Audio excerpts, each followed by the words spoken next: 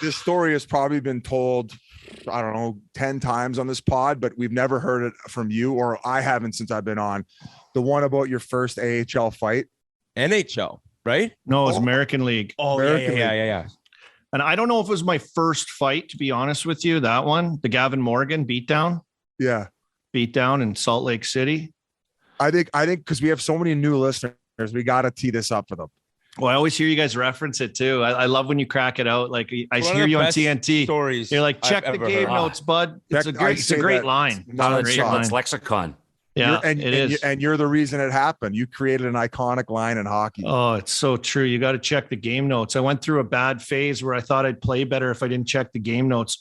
Just like I'd play better if I didn't wear my mouth guard. Do you guys ever do stuff like that? Oh, yeah. I played without a jock at one point, and then in a Pittsburgh Penguins training camp, somebody was dumping it in. I think it was Donchar, and he got me right in the ball bag. I couldn't finish the rest of the scrimmage game.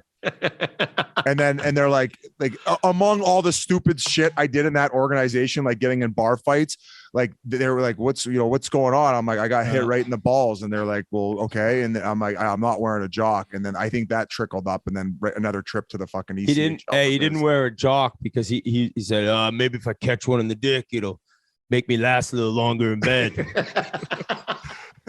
Bugsy talked me into it. Oh yeah, that's Bugsy would do that for sure. He'd be a little lighter, aerodynamic.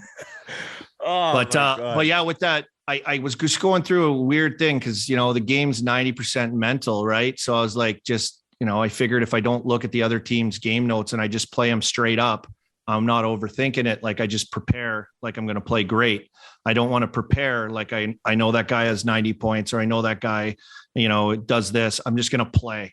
And it was like a way, I don't know why I went into that phase where I wasn't reading the game notes for a while. I wouldn't even look at them. Some put in my stall. I wouldn't even touch them. I didn't want to touch them.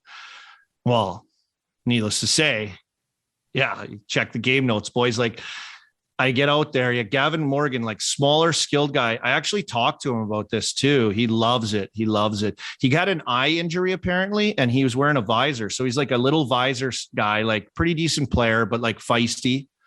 But I was back checking to the net front on a rush, and we kind of met at the same time at like the back post, and I got my stick up real high on him, like right up in his throat, and he like went down. He got up, he came to swing at me. I gave him the old slip, like yep.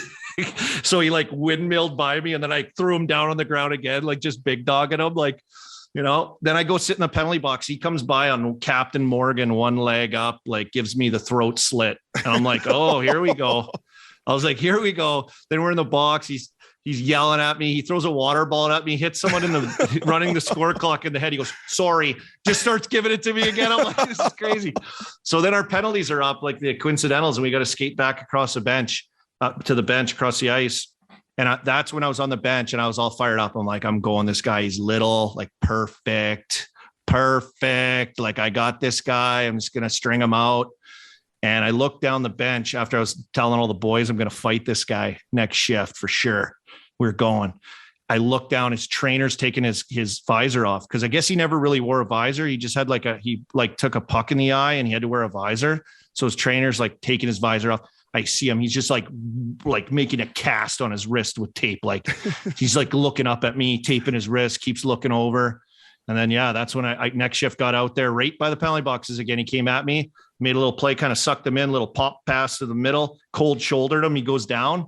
I gave him the old cold shoulder. He goes down. He goes, now's your chance, kid. As he's getting up, I'm like, let's fucking go, baby. I draw my gloves. We score off. He just grabs me like whack-a-da, whack-a-da, whack-a-da, whack-a-da, whack-a-da, whack-a-da, whack-a-da, whack-a-da, right to the ice, like uppercut city.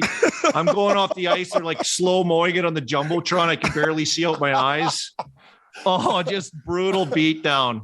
And that's like Salt Lake City rink where they played like the Olympics. Like it was like one of the nicer rinks at the time that I played in the minors. It was nice. And I get back in the room and I'm like, the game ends and I'm like looking in the mirror in the bathroom, like looking at my face, like almost like emotional, like I'm like embarrassed, you're like almost crying. And I'm like, and that's when Daggle, Alexander Dag, comes up to me, throws the game notes in front of me right on this page. Check the game notes, kid. I look down. I could barely see. My eyes are welded shut. Here he has like 150, 200 pims. It's like just after Christmas. I'm like, whoops a daisy. Wrong door. You could tell me that story every day until I die, and all. That's such a good story, though. It's so that's amazing. So